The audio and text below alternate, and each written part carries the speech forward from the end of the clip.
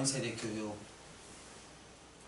주님께서 이 교회에 마음 주셔서 4년 동안 쉬지 않고 달려왔습니다.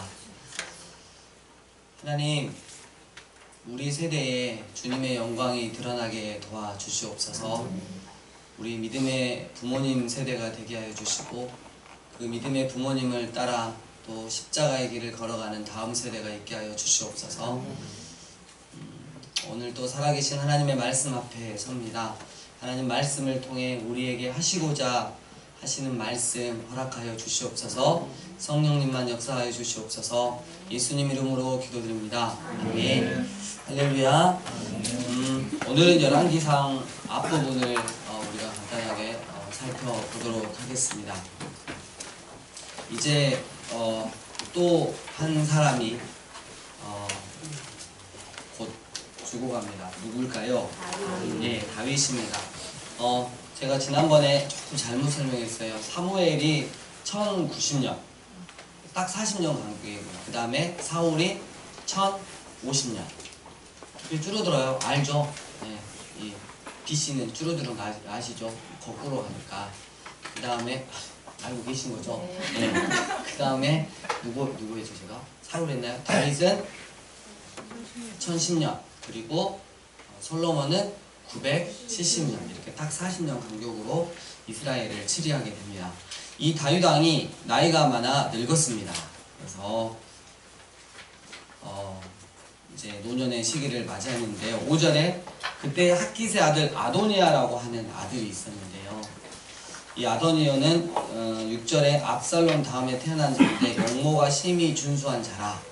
그의 아버지가 네가 어찌하여 그리하였느냐라고 하는 말로 한 번도 평생에 그를 섭섭하게 한 일이 없었는데, 이 아도니아가 반역을 꾀했습니다. 근데 함께 참여한 이 자가 누구냐면 요압입니다. 요압 군대장관, 그리고 제사장 그 사독 말고 한 명 더 있었죠. 누구였어요? 아비아달. 이들이 그러니까 지금 제사장과 군부까지 움직여서 쿠데타를 일으켰습니다. 근데 8절에 우리가 좀 적용해야 될 게 있어요. 제사장 사독과 여호야다의 아들 분나야와 선지자 나단과 이렇게 쭉 나와 있어요. 이 사람들은 움직이지 않았어요. 여러분, 제사장 사독 그렇다고 할 수 있어요. 여호야다의 아들 분야야 그렇게 할 수 있어요. 근데 선지자 나단은 여러분, 다윗이 왕년에 예전에 어떠한 죄를 지었는지를 정확하게 알고 있었던 선지자예요. 근데도 마음을 변치 않고 어때요? 여전히 주군인 다윗을 따르고 있는 것이죠.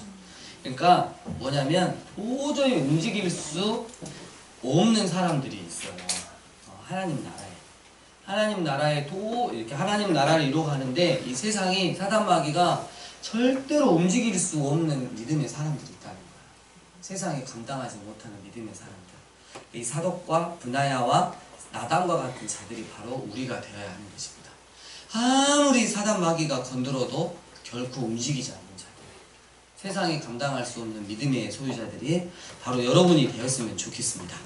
네. 이게 막 이렇게 적용을 해야 되는데 나중에 우리 목사님이 있었는데 누가 와갖고 쿠데타를 일으켰는데 막 싸움이 나고 이렇게 해석하면 안 됩니다. 네. 물론 그렇게 해석 안 하시겠지만, 자, 그래서 이 일을 알고 11절 나단 선지자가 이제 그 솔로몬의 어머니 바세바에게 가가지고 지혜롭게 대처하는 방법을 알리고 다윗 왕에게 나아가서 어떻게 해요? 이 솔로몬이 다윗을 잇는 왕이 될 거라고 선포를 하게 하는 거죠. 굉장히 지혜로운 그런 선지자 나단 때문에 이 일이 진행이 되고, 결국 아도니아는 결국 스스로 왕이 됐다가 조용히 물러났습니다. 이제 솔로몬이 왕이 됐어요. 2장으로 넘어갈게요. 다윗이 죽을 날이 임박하매 그의 아들 솔로몬에게 명령하여 이르되 내가 이제 세상 모든 사람이 가는 길로 가게 되었노니, 여기서부터 함께 읽겠습니다. 3절까지 시작.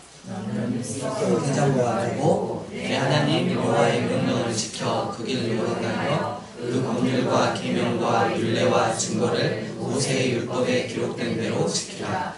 그리하면 네가 무엇을 하든지 어디로 가든지 형통하리라. 아멘. 여러분, 다윗의 마지막 유언은 어디 오른쪽 서랍 몇 번째 통장이 있을 거고, 어디에 땅 문서가 있을 거고, 내가 널 위해 특별히 빌딩을 하나 남겨놨고, 이런 게 아니고 어때요? 내가 너한테 꼭 해줄 말이 있는데, 솔로몬아, 여호와, 살아계신 여호와 하나님을 믿고 그 하나님의 말씀대로 지키고 행하라. 그러면 나는 너를 지켜줄 수 없어. 이 세상을 떠나지만 여호와 하나님께서 너를 지켜주실 거고, 정말 여호와 하나님 수준의 복을 너에게 내려주실 것이다. 그래서 유언은 이렇게 하는 거구나. 아시겠죠? 여러분, 얼마나 편해요. 우리 부모님 세대 돈 하나도 안 들이고 유언을 할 수 있다는 거죠. 네, 별로 감이 없는 가운데로 빨리 넘어가겠습니다.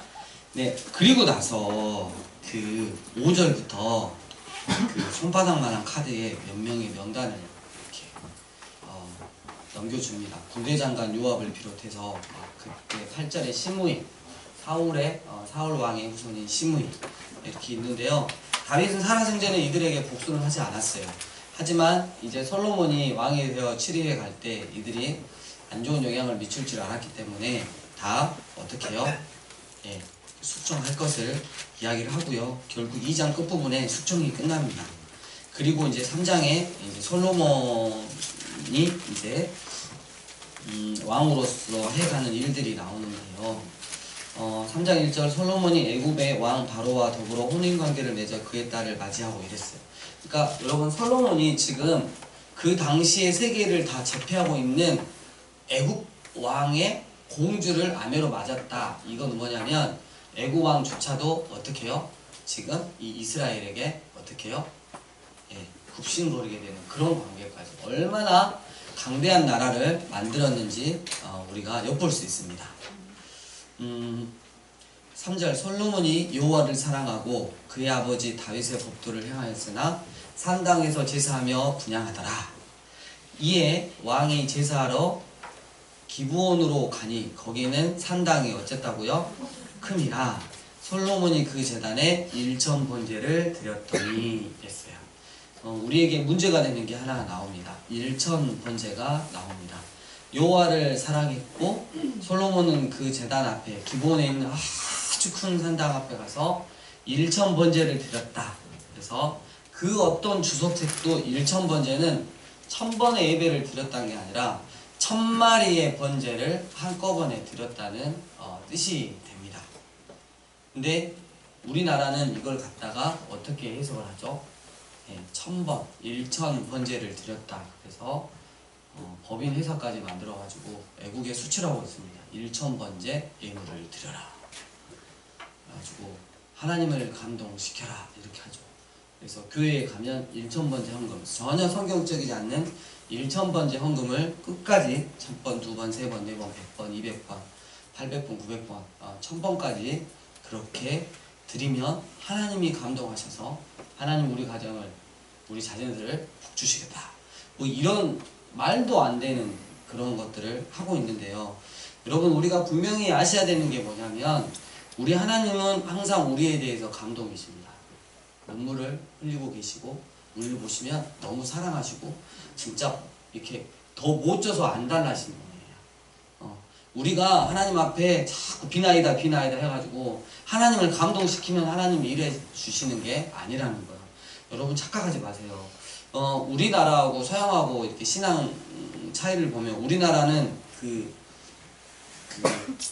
예전에 그 할머니 할아버지들이 그 새벽에 이렇게 비나이다 요거랑 샤머니즘이랑 같이 합쳐가지고 하나님을 감동시키려고 하는 행태들이 너무 많다는 거죠.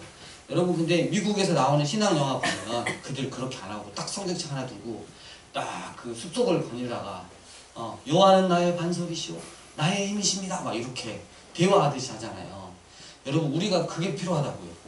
하나님은 우리하고 마음을 나누고 싶으시지 날 막 감동시키는 그런 어떤 행위나 헌금을 원치 않으신다.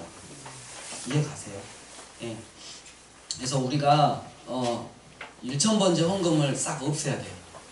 이해 가시죠? 그래서 1000번째 헌금을 드리는 것 자체도 하나님 앞에는 말씀적이지 않은 아까 오전에 말씀드렸던 입다적인 신앙입니다. 제멋대로의 신앙이에요. 그래서 하나님을 굉장히 기분 나쁘게 하는 헌금 중에 하나가 일천번째 헌금인데 아닐까 싶어요. 그래서 우리는 마음을 들여서 하나님 앞에 교제하는 걸 최고의 우선순위로 따져야 할 것입니다. 얼마나 요 하나님을 사랑했으면 천마리의 그런 천마리를 가지고 번제를 드렸겠습니까?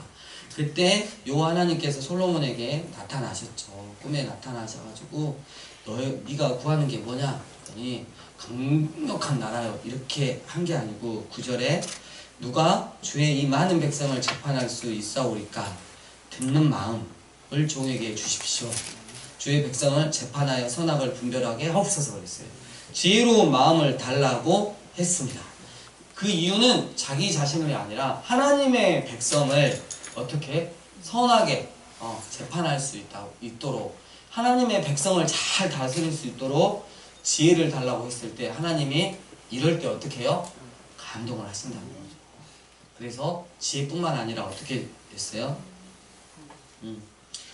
11절 이에 하나님이 그에게 이르시되 네가 이것을 구하도다. 자기를 위하여 장수하기를 구하지 아니하며 부도 구하지 아니하며 자기 원수의 생명을 멸하지도 구하지 아니하고 오직 송사를 듣고 분별하는 지혜를 구하였으니 내가 내 말로 하여 내게 지혜롭고 총명한 마음을 주노니 내 앞에도 너와 같은 자가 없었거니와 내 뒤에도 너와 같은 자가 일어남이 없으리라. 이렇게 하면서 그리고 14절 네가 만일 내 아버지 다윗의 행함같이 내 길로 행하며 내 법도와 명령을 지키면 내가 또 내 날을 길게 하리라. 이렇게 해가지고 하나님이 지혜를 딱 주셨어요. 그리고 엄청난 영예를 주셨죠.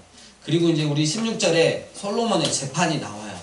여러분 두 창기 여자가 있었는데 둘 다 똑같이 3일 차이로 이렇게 아이를 낳았단 말이에요. 같이 잤는데 한 엄마가 방이 뜨거웠나? 이렇게 확 뒤집다가 자식을 어떻게 해요? 압살을 시켜버렸어. 그래서 너무 두려운 나머지 이 아이랑 새벽에 바꿔놨죠. 근데 이 어머님이 일어나서 보니까 자기 아이가 아닌 거야. 그래서 아이가 싸움이 났죠. 네 아이다 내 아이다. 그래가지고 솔로몬 왕 앞으로 가서 서로 자기 자식이라고 하자. 솔로몬이 뭘 가져오라고 그러죠? 칼을 가져와서 어떻게 해요? 반으로 쪼개라. 이렇게 이야기하니까 진짜 엄마가 어떻게 해요? 차라리 제가 포기하겠습니다. 가짜 엄마는 쪼개봐 어차피 내 자식 아니니까 쪼개봐 이랬죠. 그래서 솔로몬이 발견했죠. 딱 알아냈죠. 누가 진짜 엄마다. 포기야. 그래서 한자에 이런 한자가 있습니다. PPT 하나 보실까요? 저 위에 보이시나요? 네. 여기 판가름할 판자가 있어요. 재판할 때 판자인데요. 세상에 저거를 이렇게 보니까 반에다가 저 뒤에 있는 횟수가 보니까 칼도예요. 칼로 반을 쪼갰다가 뭐예요? 네, 판가름할 판자예요. 대박. 여러분 이 한자 중에 서로 다른 두 한자가 모여서 회의를 해요. 회의를 해서 서로 다른 그 단어를 만들어내는 걸 회의 문자라고 해요. 뭐라 그런다고요? 회의를 해서 만든 문자를 회의 문자라고 해요. 정말 재밌는 게 많이 있어요. 저기 배선자 보면 앞에가 뭐죠? 배주자. 그리고 그 옆에 8팔자. 그 다음에 입구. 그래서 배주가 있는데 8명. 그리고 입구는 생명을 뜻해요. 8명의 생명이 있었던 배. 또 뭐죠? 네, 그렇죠. 인류 최초의 배인 노아의 배죠. 대박!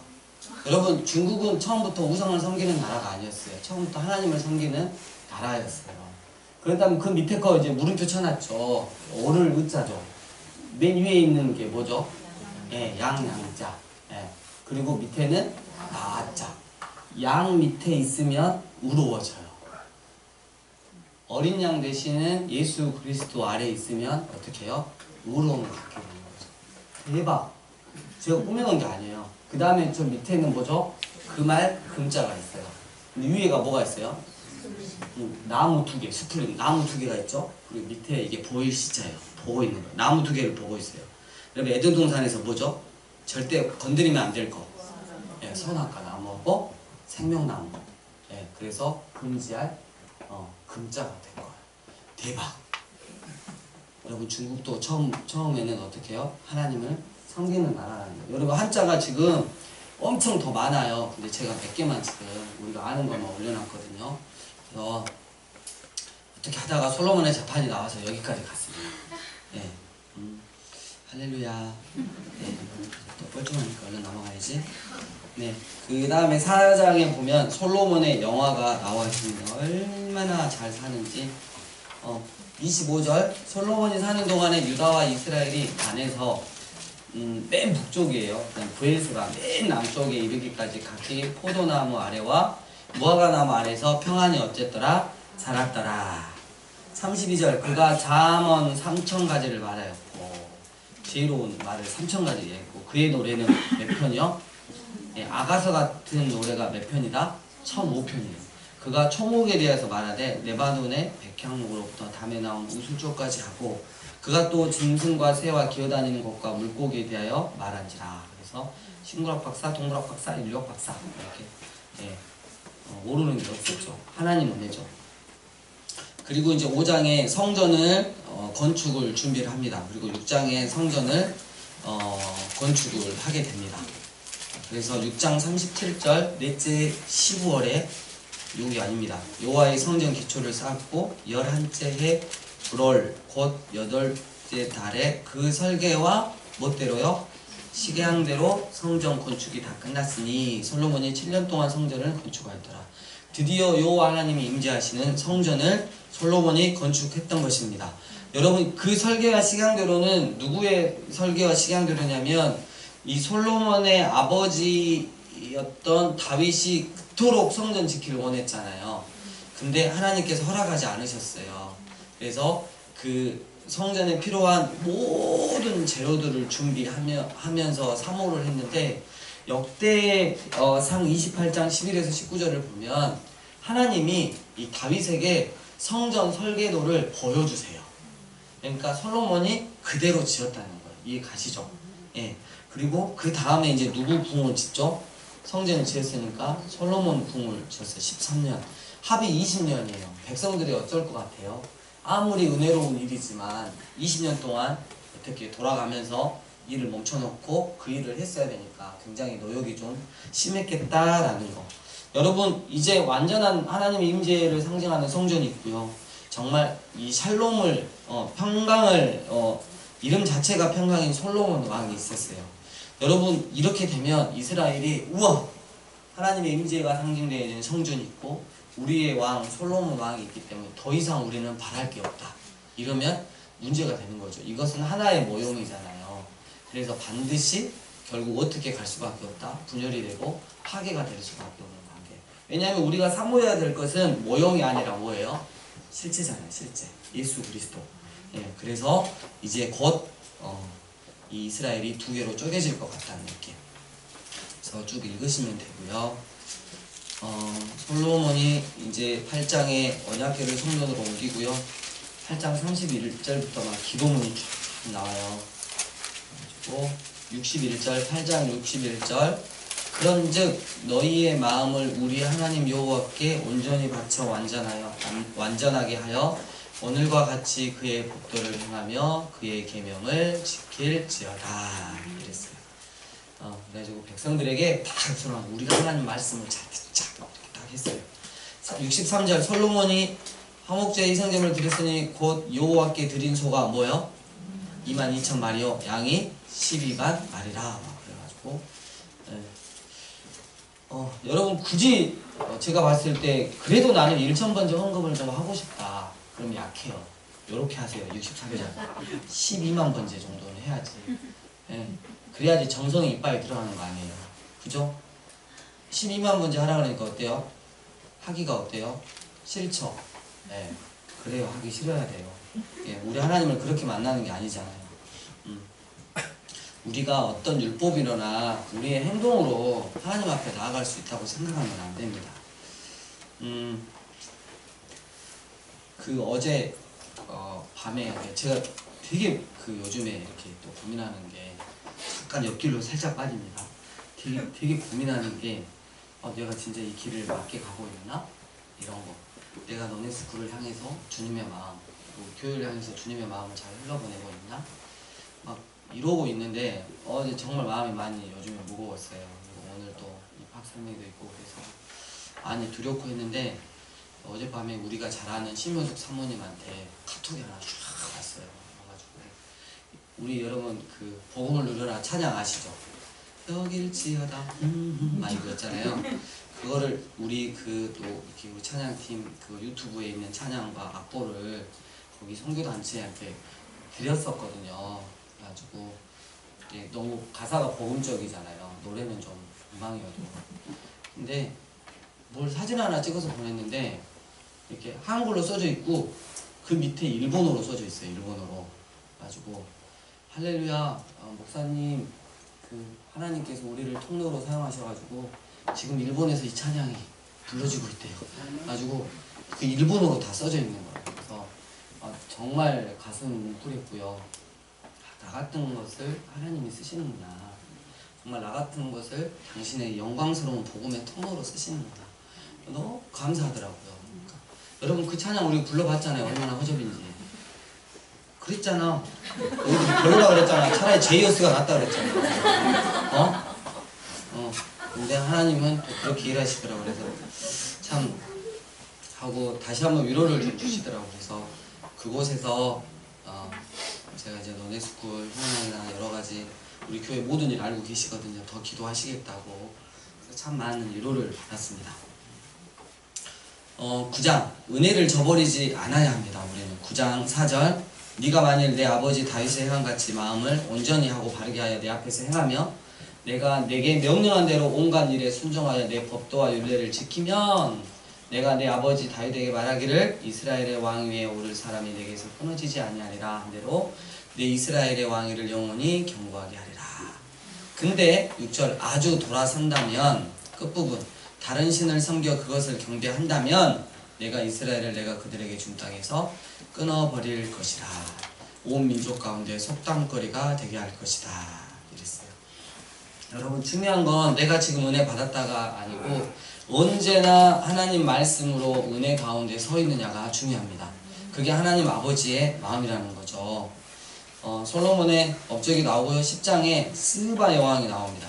이 스바는 아라비아 반도 남서쪽이 예멘입니다. 예멘.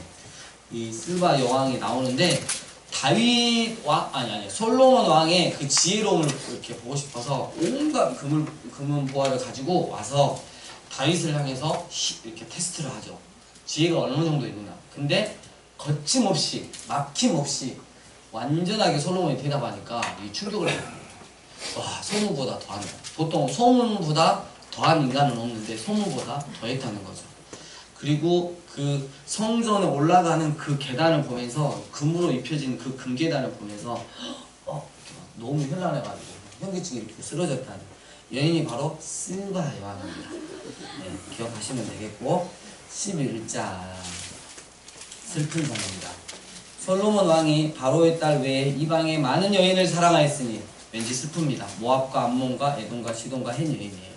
여러분 하나님께서 그렇게 경고를 했습니다. 이방 여인과 결혼하면 안 된다. 그랬더니 3절에 왕은 후궁이 몇 명이요? 700명이요. 차비 300명이라 이름도 못 외울 정도로 이렇게 많이. 예. 여러분 4절 솔로몬이 나이가 많았을 때 그의 여인들이 그의 마음을 돌려 다른 신들을 따르게 하였다. 그랬어요. 여러분 이 여인들이 들어와서 뭘 가지고 들어왔냐면 들어올 때 이방의 신들을 자기 신들을 다 가지고 들어왔어요. 솔로몬이 나이가 먹으니까 헬레헬레해지니까 어때요? 이제는 어떻게 해요? 이 예루살렘 전체를 어떻게 해요? 우상의 박람회 상으로 만들어 놓았다는 거죠. 9절 솔로몬이 마음을 돌려 이스라엘 하나님 여호와를 떠나므로 여호와께서 그에게 진노하시니라. 여호와께서 일찍이 2번이나 그에게 나타나시고 경고를 주었는데 안 그랬단 말이에요. 11절 내가 반드시 끝부분 이 나라를 내게서 빼앗아 내 신하에게 주리라. 그래서 14절 에돔 사람 누구요? 하닷을 일으켰고 23절 누구요? 예, 수리아 시리아의 왕이 누구요? 손인데 무슨 손이요? 예, 르손을 일으켰어요. 그리고 26절에 솔로몬의 신하 느밧의 아들 누구요? 여로보암을 일으켰습니다. 이 여로보암은 솔로몬의 원래 어때요? 신하였어요. 근데 너무 성실하고 잘하는데 이 그 30절에 아히야라고 하는 선지자가 새 옷을 잡아 12조각으로 찢은 다음에 10조각을 여로보암한테 줬어요.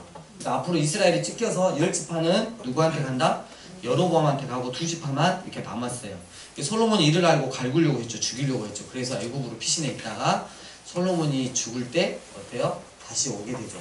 그래서 이 이야기부터는 다음에 하도록 하겠습니다. 그래서 11장까지 읽으시면 되겠고요. 하나만 제가 말씀드릴게요. 스가랴로 잠깐 갑니다. 스가랴 12장을 잠깐 펴시면 요즘에 일어나는 역사적인 거와 관련해서 제가 이야기를 잠깐 드리려고 해요.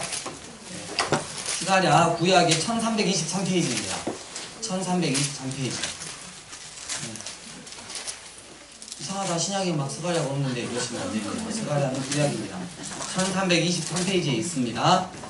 12장에 이스라엘에 관한 여호와의 경고의 말씀이라 했어요. 여러분, 요즘에 그 트럼프가 뭘 했냐면 예루살렘을 뭘로요?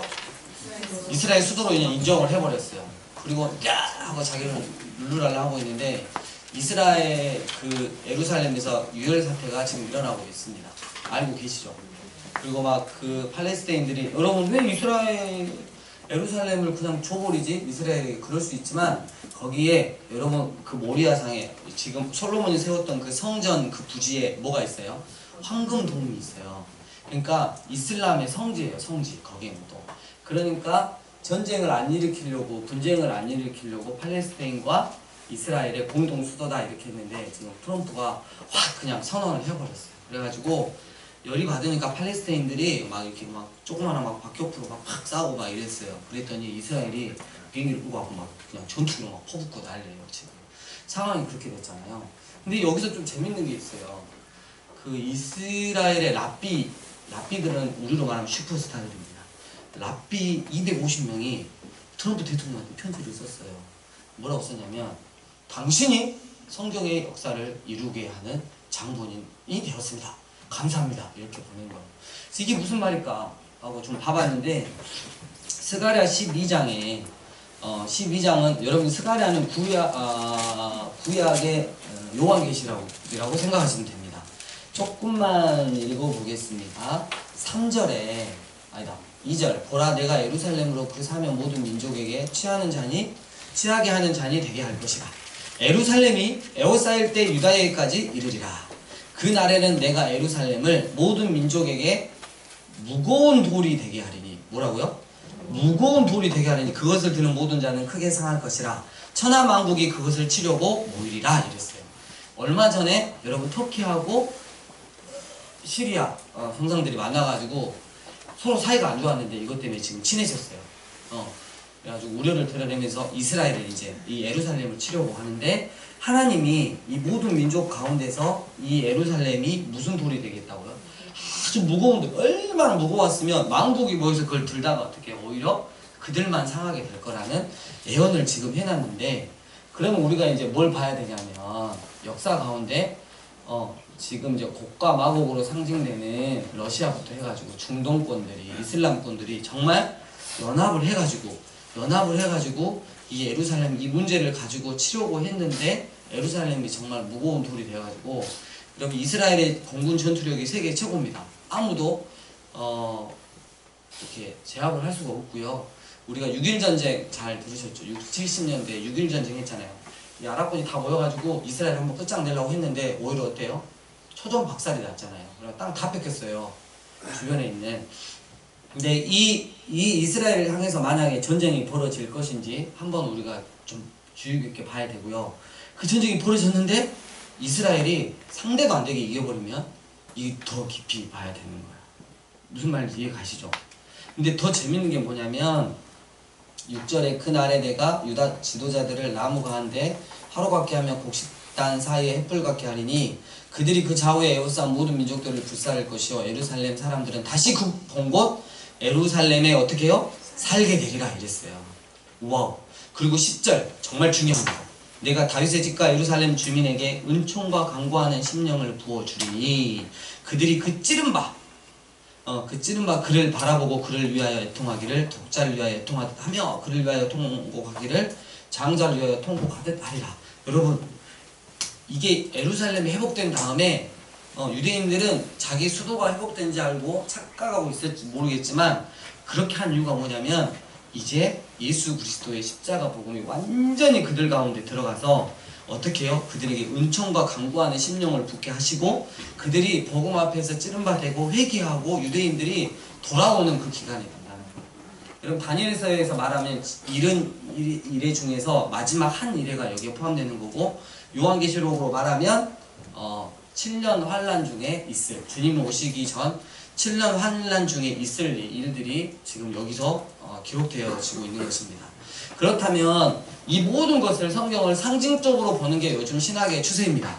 근데 형이라도 우리가 이제 앞으로 이렇게 주의를 해서 보겠지만 이게 문자적으로 이루어진다. 그러면 요한계시록을 어떻게 믿으면 좋겠다?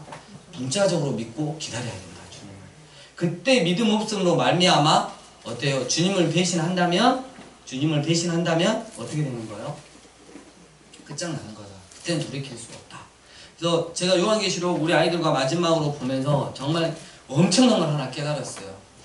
요한계시록에서 계속 말하고 있는 짐승의 표를 받으면 너희는 그 짐승의 표를 받으면 결국 그 우상에게 우상을 섬기고 우상에게 절해야 되니까 우상의 표를 받으면 끝이다라고 이야기를 하고 있는데 우리 에스겔에서 보면 하나님 구원받은 사람들에게 어떻게 먹으로 딱 인침을 하죠. 여러분 잘 생각해 보세요. 그 짐승의 표를 받고 사단 앞에서 적그리스도 앞에서 패스를 당할 것인가? 그러니까 사단한테 패스 당하면 좀 이 땅에서는 살만하겠죠. 근데 마지막 심판대 앞에서 주님의 인치심을 미리 받고 믿음으로 인치심을 받고 마지막 심판대 앞에서 너 패스, 지옥 패스 이렇게 받을 것인가? 이건 우리의 믿음의 차이인 거예요. 여러분이 선택해야 하는 것입니다. 그래서 요즘에 일어나고 있는 역사를 이렇게 이야기했어요. 제가 좀 너무 심하게 지금 걱정스럽게 이야기할 수 있는 부분도 있지만 상징으로 끝나면 정말 다행이지만 혹시라도 문자적으로 역사 가운데 이루어진다면 우리는 이 성경 전체를 어떻게 해요? 문자적으로 받고 믿을 수 있어야 됩니다. 그렇게 마지막 때를 준비하시길 바랍니다. 주님 가르쳐 주신 기도로 마치겠습니다.